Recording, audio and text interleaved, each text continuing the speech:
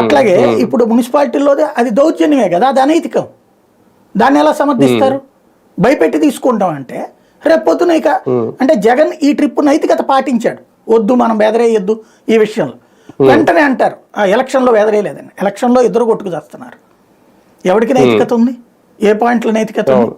కాబట్టి ఎలక్షన్లకు ముందు జరిగిన గొడవలను కూడా సమర్థించద్దు. గొడవని తప్పని అందాం. అప్పుడు దొంగ ఓటర్లకు సంబంధించిన కార్డులు తీసుకుంటే రైట్ అన్నాము, మనం తప్పని అంటాం కదా. అట్లాగే నామినేషన్ కూడా వేయించకుండా ఇబ్బంది పెట్టింది తప్పని అన్నాం కదా. అట్లాగే అనేక మందిది పోటీ కూడా లేకుండా ఏకగ్రీవాలు దుర్మార్గం అని అన్నాంగా, సమర్థించలేదు కదా. అది ఇదేం దుర్మార్గం అని కూడా అనుకున్నాం కదా. కాబట్టి అదే తప్పే. అట్లాగే ఇట్లా లాక్కెళ్ళడం కూడా తప్పే. ఇంకోటి, దీనివల్ల ఎవరికి ప్రయోజనం ఇలా తీసుకెళ్ళడం వల్ల?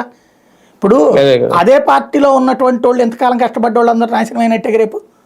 వీళ్ళకి మళ్ళీ సీట్లు ఇవ్వడం ఏదో చెప్పుంటారు కదా. కనీసం ఇప్పుడు 20 మందిని తీసుకున్నారు అనుకోండి, ఒక 5గురికో 10 మంది కన్నా వీళ్ళకి ఇవ్వాలి కదా సీట్లు. అప్పుడు ఇంతకాలం నమ్ముకుని ఇప్పటికే తెలుగుదేశం, జనసేన, బీజేపీ ఉన్నారు, 3 ఉన్నారు. ఆ 3 అవకాశాలు కోల్పోయినట్టే కదా. ఏంటి దానివల్ల ఒరిగింది ఏంటి? ఇప్పుడు ఆ మున్సిపాలిటీలో వైస్ చైర్మన్ రాకపోతే, లేకపోతే కనుక స్టాండింగ్ కమిటీ రాకపోతే ఏమైనా అయిపోతుంది వీళ్ళకి?